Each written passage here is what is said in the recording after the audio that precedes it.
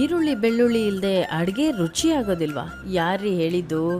ನಮಸ್ಕಾರ ಎಲ್ಲರಿಗೂ, ಹೇಗಿದ್ದೀರಾ ಎಲ್ಲರೂ? ನಾನಂತೂ ತುಂಬಾ ಚೆನ್ನಾಗಿದ್ದೀನಿ. ಇವತ್ತು ನಾನು ಈರುಳ್ಳಿ ಬೆಳ್ಳುಳ್ಳಿ ಹಾಕ್ದೇ ಹೆಸರು ಕಾಳು ಪಲ್ಯನ ಹೆಂಗೆ ರುಚಿ ರುಚಿಯಾಗಿ ಮಾಡ್ಕೊಂಡು ತಿನ್ನೋದು ಅಂತ ಹೇಳ್ಕೊಡ್ತೀನಿ ಬನ್ನಿ. ಮೊದಲು ಒಂದು ಕುಕ್ಕರ್ನಲ್ಲಿ ನೆನೆಸಿಟ್ಟ ಹೆಸರು ಕಾಳನ್ನ ತಗೊಳ್ಳಿ. ಆಮೇಲೆ ಅದ್ರ ಜೊತೆ ಒಂದೇ ಒಂದು ಆಲೂಗಡ್ಡೆ ಹಾಕಿ ಸ್ವಲ್ಪ ನೀರು ಹಾಕಿ ಕುಕ್ಕರ್ ಬಾಯನ್ನ ಮುಚ್ಚಿ ಬೇಯಕ್ಕಿಡಿ. ಒಂದು 7-8 ವಿಷಲ್ ಬರಲಿ, ಚೆನ್ನಾಗಿ ಬೇಯತ್ತೆ. ಆವಾಗ ಸೈಡಲ್ಲಿ ನೀವು 3 ಟೊಮೆಟೊ ತಗೊಳ್ಳಿ. ಆ ಟೊಮೆಟೊನ ಚಿಕ್ಕದಾಗಿ ಕಟ್ ಮಾಡ್ಕೊಳ್ಳಿ. ಅದರಲ್ಲಿ ನಿಮ್ಮ ಕುಕ್ಕರ್ ಕೂಗುತ್ತೆ, ಅದನ್ನು ತಣ್ಣಗಾಗಕ್ಕೆ ಬಿಡಿ. ಬೆಂದಿದೆಯಾ ಇಲ್ವಾ ಅಂತ ಒಂದ್ಸತಿ ಚೆಕ್ ಮಾಡ್ಕೊಳ್ಳಿ. ಮಾಡುವಾಗ ಜಾಗ್ರತೆ, ಕೈ ಸುಟ್ಕೋಬೇಡಿ ಆಯಿತಾ. ಇವಾಗ ಒಂದು ಪ್ಯಾನ್ ತಗೊಳ್ಳಿ.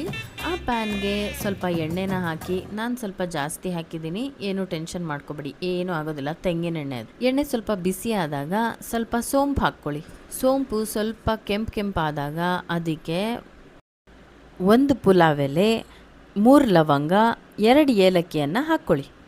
ಆಮೇಲೆ ಸ್ವಲ್ಪ ಹೊತ್ತು ಅದನ್ನು ಬಿಸಿ ಆಗಕ್ಕೆ ಬಿಡಿ. ಬಿಸಿ ಆದಮೇಲೆ ನೀವು ಇಟ್ಕೊಂಡಿರೋ ಟೊಮೆಟೊ ಇದೆಯಲ್ಲ, ಅದನ್ನೆಲ್ಲ ಸೇರಿಸ್ಕೊಂಡು ಚೆನ್ನಾಗಿ ಬೇಯಿಸ್ಕೊಳ್ಳಿ.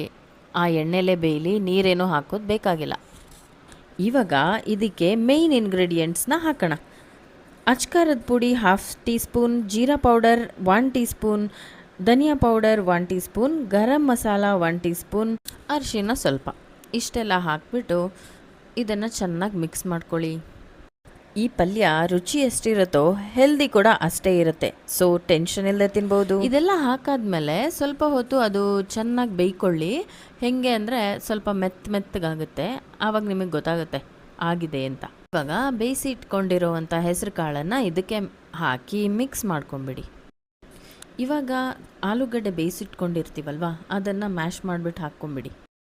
ಲಾಸ್ಟಲ್ಲಿ ರುಚಿಗೆ ತಕ್ಕಷ್ಟು ಉಪ್ಪು ಮತ್ತು 1 ಟೇಬಲ್ ಸ್ಪೂನ್ ಸಕ್ಕರೆಯನ್ನು ಹಾಕಿ ಕಸೂರಿ ಮೇಥಿಯನ್ನು ಪುಡಿ ಮಾಡಿ ಹಾಕಿದರೆ ನಿಮ್ಮ ಪಲ್ಯ ಅನ್ನುವಂಥದ್ದು ರುಚಿಯಾಗಿ ಯಮ್ಮಿಯಾಗಿ ರೆಡಿಯಾಗಿರುತ್ತೆ.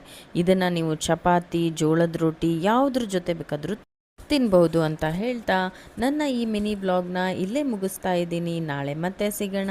Thank you so much. ಹೆಂಗಿತ್ತು ಅಂತ ಹೇಳೋದನ್ನು ಮರಿಬೇಡಿ. ಬಾಯ್.